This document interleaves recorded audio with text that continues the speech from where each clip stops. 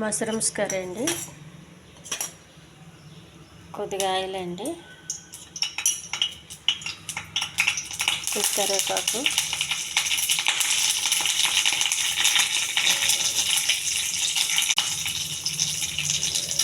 కొద్దిగా పొట్టుతో ఉన్న మినపప్పు అండి, కొంచెం జీలకర్ర,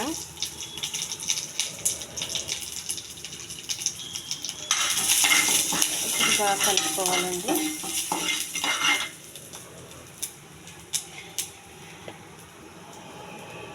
కొద్దిగా అల్లం వెల్లుల్లి పేస్ట్,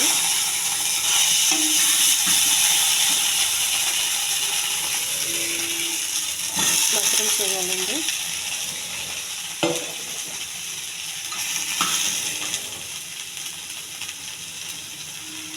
కొద్దిగా ఉప్పు, కొద్దిగా పసుపు, చిటికెడు కారం అండి. ఇది వాటర్ పోయిందండి, వాటర్తో ఉడకనివ్వండి. మనకు కావాలంటే కొద్దిగా వాటర్ పోసుకోవాలి, ఎక్కువ పోయొద్దు. ఈ గ్లాస్ పోసానండి, ఈ గ్లాసు వాటర్ కొద్దిగా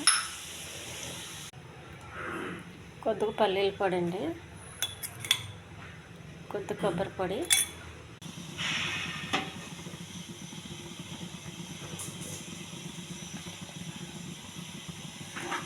మష్రూమ్స్ కూర రెడీ అయ్యిందండి.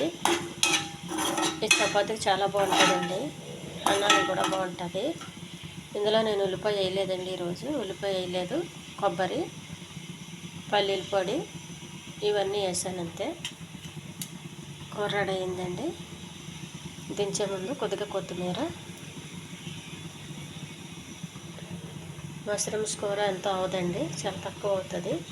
అందుకే ఎక్కువ ఉల్లిపాయలు వేసుకుంటే ఎక్కువ అవుతుంది, తక్కువ ఉల్లిపాయ అయితే తక్కువ కూర అవుతుంది. నేనైతే ఈరోజు ఏమీ వేయలేదండి, ఉట్టిగానే వండేసాను.